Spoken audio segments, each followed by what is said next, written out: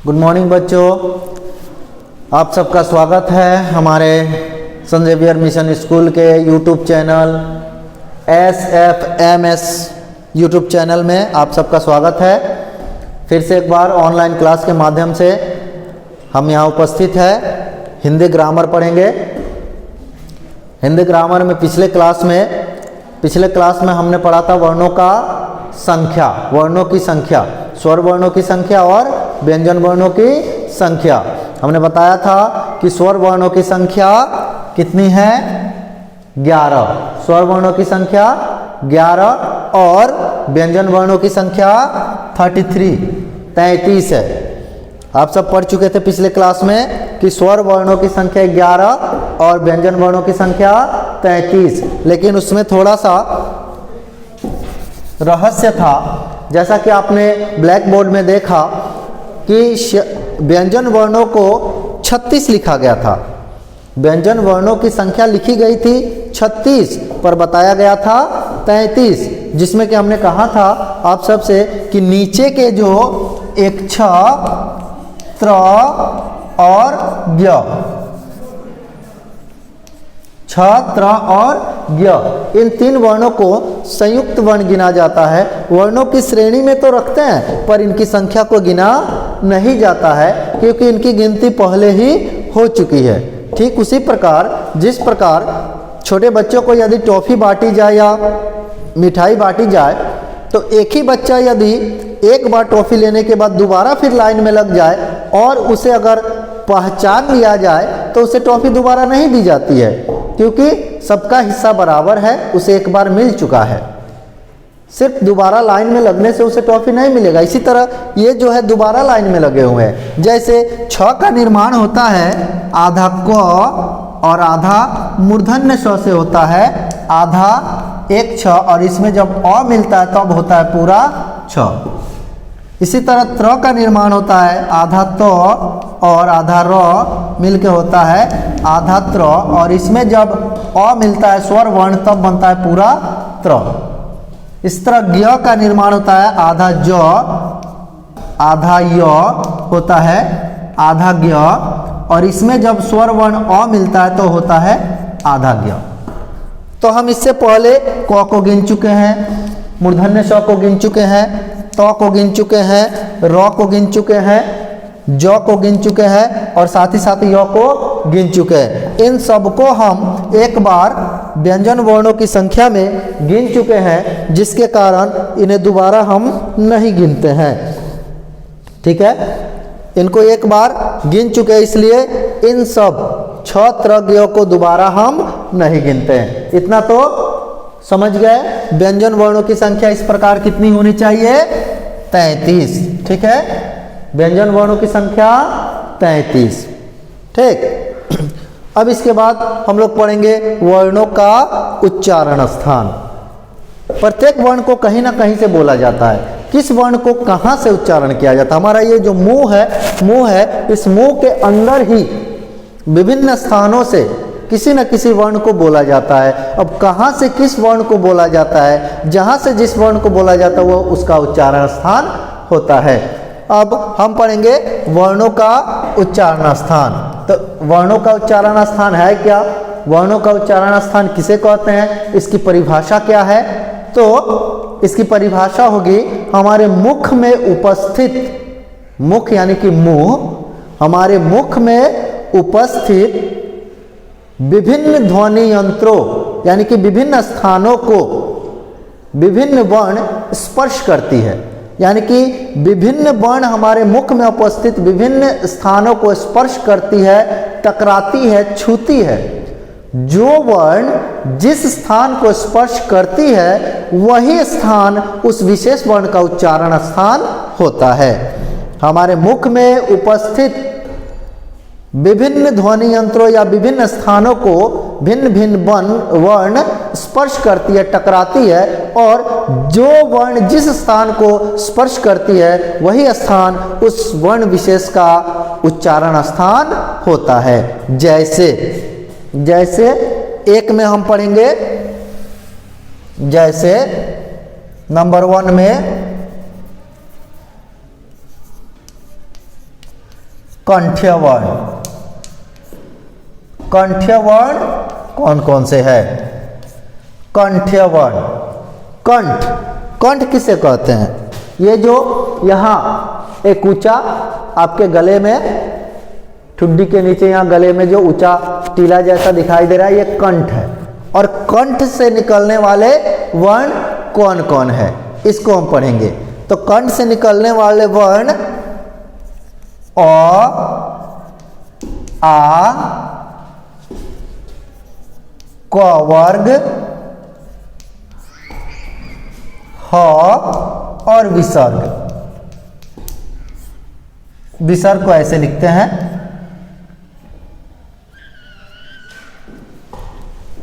अ, आ, क वर्ग, ह और विसर्ग का उच्चारण स्थान कंठ है। इसका उच्चारण जीभ के निचले हिस्से और कंठ के इस्तेमाल से होता है। आप बोल के मिला सकते हैं, एकदम डायरेक्ट निकलता है। आ, क, ख, ग, घ, अंग। क वर्ग बोले तो क वर्ग में पांचों वर्ण आएंगे, क, ख, ग, घ, अंग, पांचों वर्ण। तो अ, आ, क वर्ग, ह। अगर आप बोलते हैं ह, एकदम कंठ से निकलता है ह। और विसर्ग, विसर्ग भी आधा ह के रूप में उच्चारण होता है। अ, आ, क वर्ग, ह और विसर्ग का उच्चारण स्थान कहाँ है? कंठ है, इसीलिए इसे कंठ्य वर्ण कहते हैं। याद रहेगा, अ, आ, क वर्ग, ह और विसर्ग का उच्चारण स्थान कंठ है, इसीलिए इसे कंठ्य वर्ण कहते हैं। ठीक है। दूसरा आता है तालव्य वर्ण। तालव्य वर्ण, तालव्य वर्ण क्या है?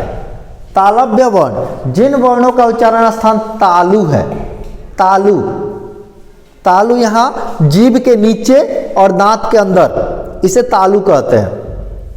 जहां बच्चा लोग अक्सर टॉफी खाते समय या चना चबेना खाते समय क्लास में बैठ के अगर चिबाते रहते हैं और टीचर की नज़र पड़ जाए, तो अगर शिक्षक पूछ जाए क्या खा रहे हो, तो चट से वहां छिपा लेते हैं और बोलते हैं सर मेरे मुंह में कुछ नहीं है, ऐसे मुंह खोल के दिखा देते हैं और वो जीभ के नीचे छिपा हुआ रहता है। उस स्थान को तालु कहते हैं।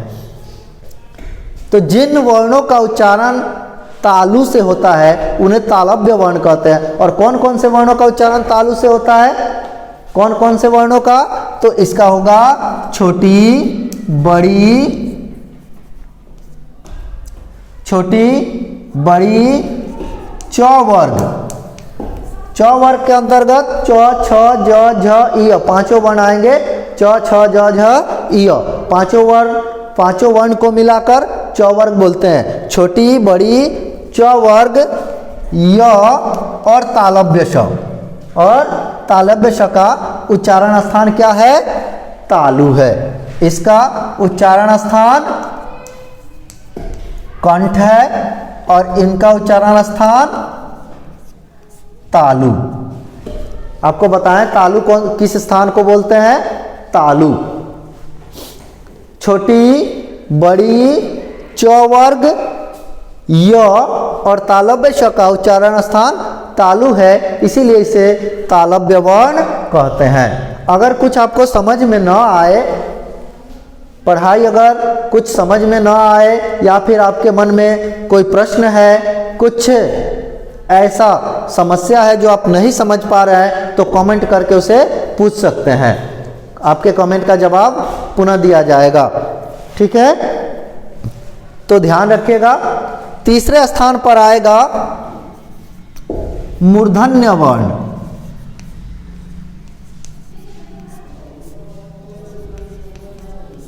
मूर्धन्य वर्ण, अब आपने कंठ्य वर्ण पढ़ लिया, तालव्य वर्ण पढ़ लिया और तीसरा है मूर्धन्य वर्ण। मूर्धन्य जिन वर्णों का उच्चारण मूर्धा से होता है। मूर्धा जीभ के ऊपर वाले स्थान को मूर्धा कहते हैं। जहां ऐसे अगर आप जीभ स्पर्श कीजिएगा या उंगली से टच कीजिएगा तो आपको गुदगुदी होगा।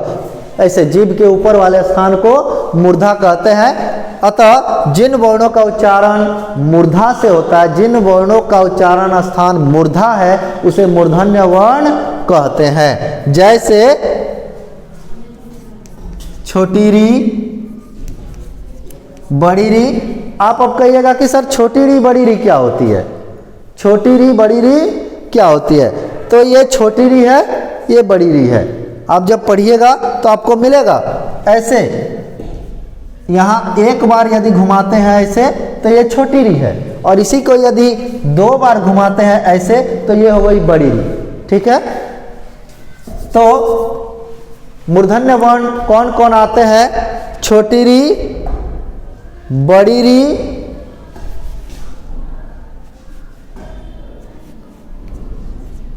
ट वर्ग, र और मूर्धन्य श। इनका उच्चारण स्थान होता है मूर्धा।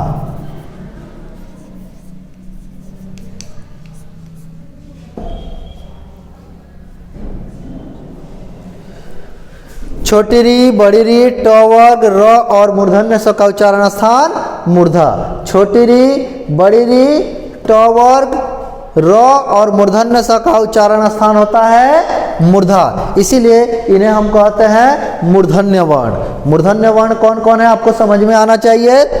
छोटी री, बड़ी री, ट वर्ग। ट वर्ग में आएगा ट, ठ, ड, ढ, अड़, पांचों वर्ण ट, ड, ड, अड़, है ना। ट, ठ, ड, ढ, अड़ और र जानते हैं मूर्धन्य स, जिसको हम पढ़ाते पढ़ाते समय कभी कभी पेटकट्टा स बोलते हैं, क्योंकि इसका पेट ऐसे काटा गया है ना। पूरे वर्णमाला में जो है 2, एक बत्तख का ब और एक षटकोण का स, 2 है ब और स, ब और मूर्धन्य स जिसका पेट काटा जाता है। इसको पेटकट्टा ब या पेटकट्टा स भी बच्चों को समझाने के लिए कभी कभार बोल दिया जाता है, ताकि उनको आसानी से समझ में आ जाए।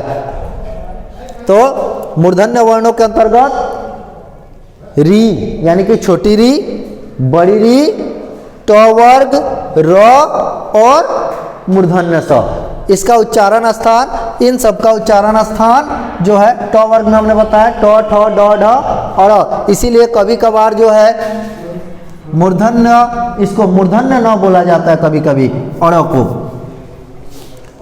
छोटी री, बड़ी री, ट वर्ग, र और मूर्धन्य स का उच्चारण स्थान मूर्धा है। इसीलिए इन वर्णों को मूर्धन्य वर्ण कहा जाता है। इन वर्णों को क्या कहा जाता है? मूर्धन्य वर्ण।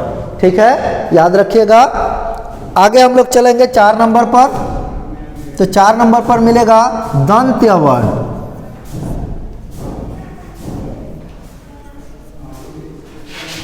दंत्य वर्ण, दंत किसे कहते हैं? दंत माने दांत, दंत बोले तो दांत। तो जिसका उच्चारण कंठ और जीभ के निचले हिस्से से हो उसे कंठ्य वर्ण, जिसका उच्चारण तालु और जीभ से हो उसे तालव्य वर्ण, जिसका उच्चारण मूर्धा और जीभ से हो उसे मूर्धन्य वर्ण, और जिसका उच्चारण दांत यानी कि दंत और जीभ से हो उसे दंत्य वर्ण कहते हैं। तो जिन वर्णों का उच्चारण स्थान दांत और जीभ के संपर्क में आने से होता है उसे हम दंत्य वर्ण कहते हैं। जैसे इसमें आएगा री, ली, त वर्ग, ल और मूर्धन्य दंत स। ली, त वर्ग, ल और दंत स का उच्चारण स्थान दंत है। ली, त वर्ग, ल और दंत स का उच्चारण स्थान दंत है। दंत यानी कि दांत है।